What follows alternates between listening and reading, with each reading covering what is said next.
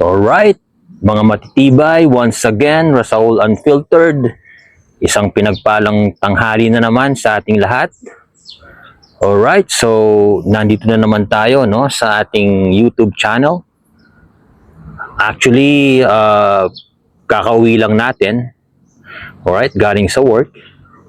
Tapos, sa tansya ko, ang magiging topic natin ngayon is yung about dun sa dun sa lagi kong pinopost, yung sa tagline ko na call center sa gabi, tapos real estate sa umaga, tapos ball is life, content creator, podcaster in between.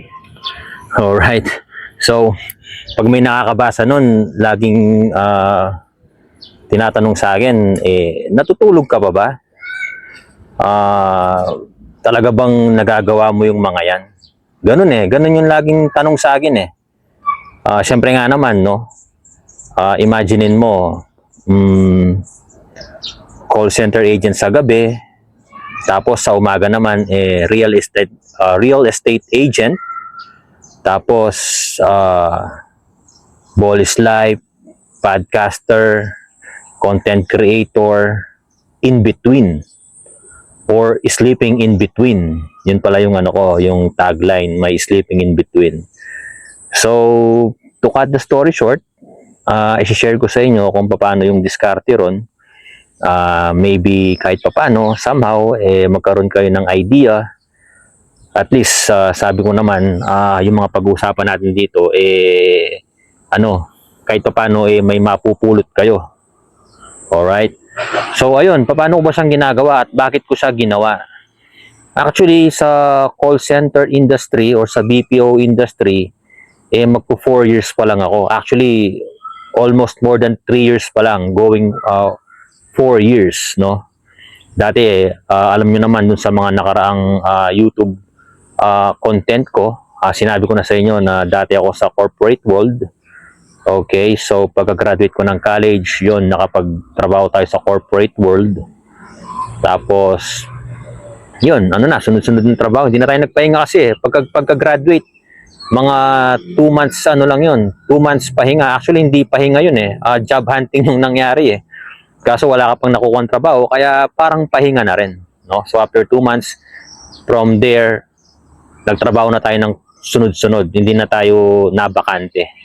So, in God's grace, hindi tayo nabakante. Kasi unang-una, syempre, ginagawa natin yung mga makakaya natin sa mga nagiging trabaho natin. Alright, so going back sa topic natin, paano ba natin ginagawa yun, Call center sa gabi, real estate sa umaga, content creator, podcaster, ball is life, sleeping in between. Alright, kung titignan mo siya, parang parang imposible naman yata yun.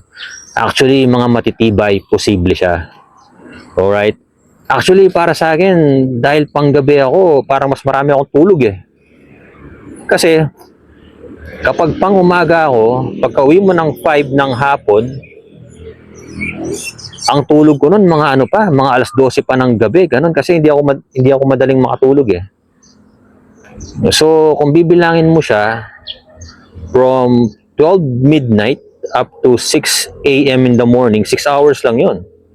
Or kung minsan makatulog ka pa, mga 1, mga ganon, Pero dito, pagkalabas mo ng, let's say yung labas ko ngayon is 9:30, Pagkalabas mo ng 9:30, tapos pagka-uwi mo, tutulugan mo na kagad.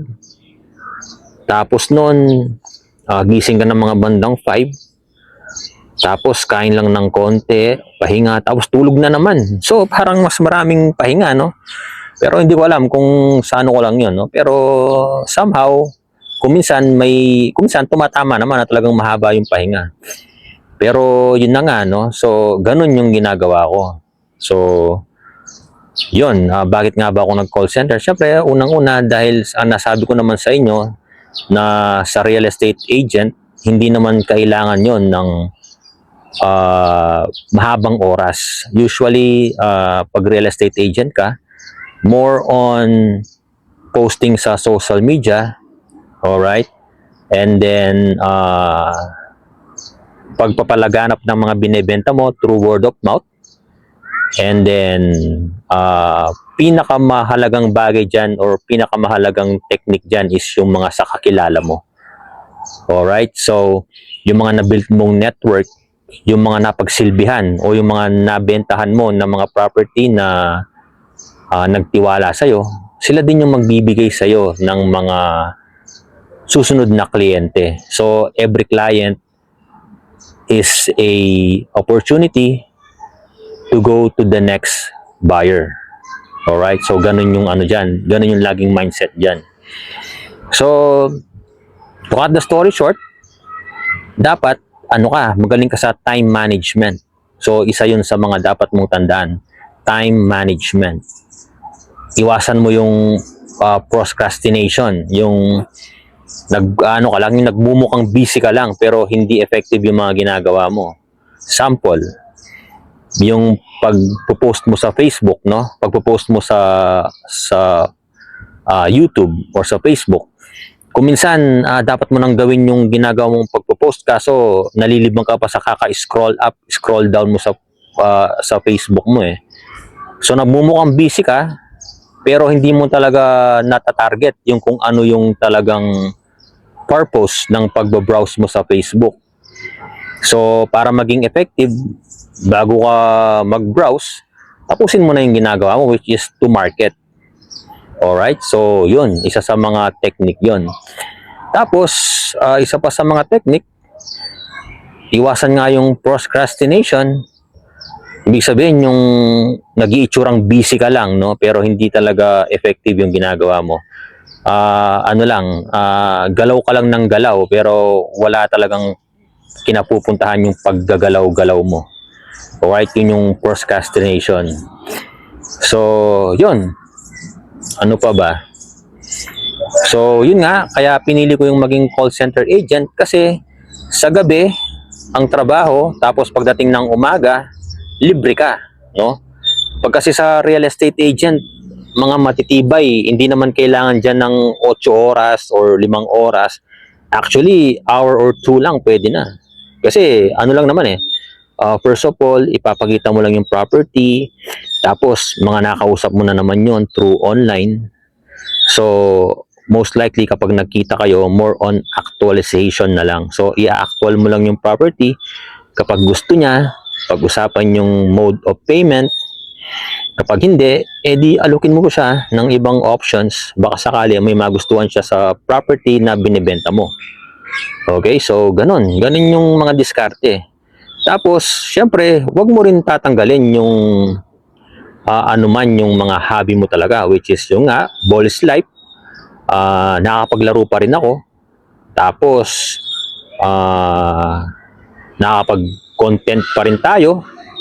Alam nyo yun? So, time management talaga. So, isa lang yung patutunguhan ng sinishare ko ngayon. Okay?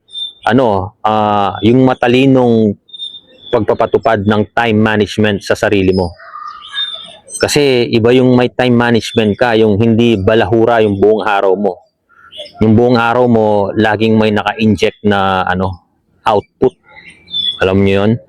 So, hindi kinakailangan na hindi kinakailangan na maging tutok ka masyado, no? Mas kinakailangan yung laging organisado or organize yung ginagawa mo sa araw-araw. Alam niyo yun? So, yun, no? Get rid of procrastination, tapos time management, tapos yun, implement mo lang sa sarili mo. Execution, kasi yun yung pinakamalupit sa lahat. Execution, kahit sobrang planado yan, kahit sobrang tinalinuhan mo yung diskarte na gagawin mo, without any execution, wala. Hindi mangyayari yan. So, start ka kung saan ka lang pwedeng mag-start. Kung yan lang ang starting point na kaya mo, start mo na agad. Wala nang keme-keme, wala nang isip-isip. Start na agad. Tapos, mangyayari yung dapat mangyari. Yun, ganun lang. Alright? So, mga matitibay, no? At least kahit papano, nakapag-share na naman tayo ng mga, at least kahit papaano man lang, hindi ko naman sinasabi na lahat ng yon makakatulong sa inyo. Pero at least, kagaya na sinasabi ko, bilang isang ordinaryong tao, mas marireach out ko kayo kasi para-pares lang tayong nagsisikap pa dito. Wala pa tayong mga maraming napapatunayan. Pero sa isip natin, makakamit lahat natin yon. Alright? In Jesus name, syempre, wala naman mangyayari na maganda sa'yo kung hindi ka nakaguide sa itaas o kay Jesus o kay Yeshua. Okay? So, again, mga matitibay, mga kaibigan, okay, mga followers natin, don't forget to subscribe and share. Okay? Kung kahit pa paano naman, may nakita kayong positibo sa mga sinishare ko. Okay, so Rasaul Unfiltered, once again, yeah!